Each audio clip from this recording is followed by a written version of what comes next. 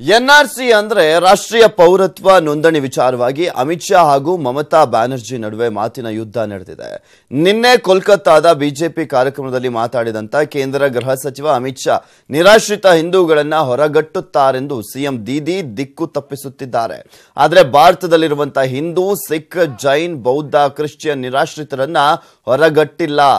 ಎನ್ಆರ್ಸಿಗೂ ಮೊದಲು ನಾಗರಿಕ ತಿದ್ದುಪಡಿ ಮಸೂದೆ ತಂದು ಎಲ್ಲಾ ನಿರಾಶ್ರಿತರಿಗೆ ಪೌರತ್ವ ಕೊಡ್ತೇವೆ, ಆದರೆ ಅಕ್ರಮ ನುಸುಳುಕೋರರನ್ನ ಹೊರಗಟ್ಟದೆ ಬಿಡೋದಿಲ್ಲ ಅಂತ ಹೇಳಿದ್ರು.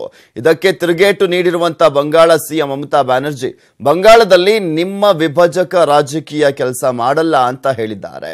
ಸಿಎಂ ಅಮಿತ್ ಶಾ ಮಾತಿಗೆ ವಿರೋಧ ಮಾಡಿರುವಂತಹ ಸಿಪಿಎಂ ನಾಯಕ ಸೀತಾರಾಮ್ ಯೆಚೂರಿ ಭಾರತ ದೇಶ ಸಾರ್ವರ್ಕರ್ ಹಾಗೂ ಜಿನ್ನಾ ಅವರ ಎರಡು ದೇಶ ಸಿದ್ಧಾಂತವನ್ನ ತಿರಸ್ಕಾರ ಮಾಡಿದೆ. ಭಾರತ ಎಲ್ಲಾ ಜನರಿಗೆ ಸೇರಿದ್ದು ಅಂತ ಟ್ವೀಟ್ ಮಾಡಿದ್ದಾರೆ.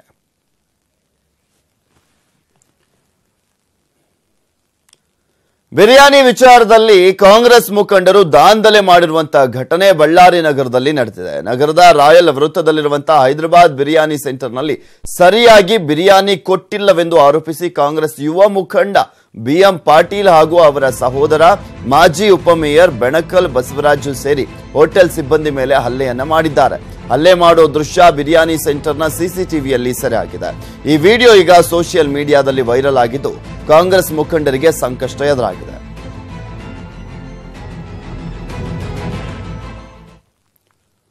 ಆ ಕುಟುಂಬ ಕೃಷ್ಣನ ಮೇಲೆ ಇದ್ದ ಅಪಾರ ಭಕ್ತಿಯಿಂದ ಆನೆಯನ್ನ ಕೃಷ್ಣ ಮಠಕ್ಕೆ ಕೊಟ್ಟಿತ್ತು. ಆದರೆ ದತ್ತು ರೂಪದಲ್ಲಿ ಕೊಟ್ಟಂತ ಆನೆಯ ಸ್ಥಿತಿ ಈಗ ಚಿಂತಾಜನಕವಾಗಿದೆ.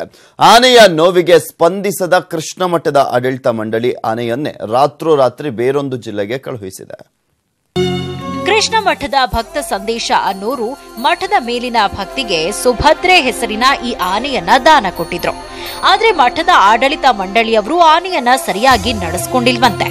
ಸಕ್ಕರೆ ಕಾಯಿಲೆಯಿಂದ ನರಳಾಡ್ತಾ ಇದ್ದ ಆನೆಗೆ ಶಿವಮೊಗ್ಗದ ಸಕ್ಕರೆ ಬೈಲ್ನಲ್ಲಿ ಚಿಕಿತ್ಸೆ ಕೊಟ್ಟು ಮತ್ತೆ ಕೃಷ್ಣ ಮಠಕ್ಕೆ ಕರೆತರಲಾಗಿತ್ತು. ಆದ್ರೆ ಮಠದ ನಿರ್ಲಕ್ಷ್ಯದಿಂದ ಆನೆ ಮತ್ತೆ ಅನಾರೋಗ್ಯಕ್ಕೆ ತುತ್ತಾಗಿದೆ. ಹೀಗಾಗಿ ಆನೆಯನ್ನ ಹಣೆಹಳ್ಳ ಮಠಕ್ಕೆ ಕಳುಹಿಸಲಾಗಿದೆ.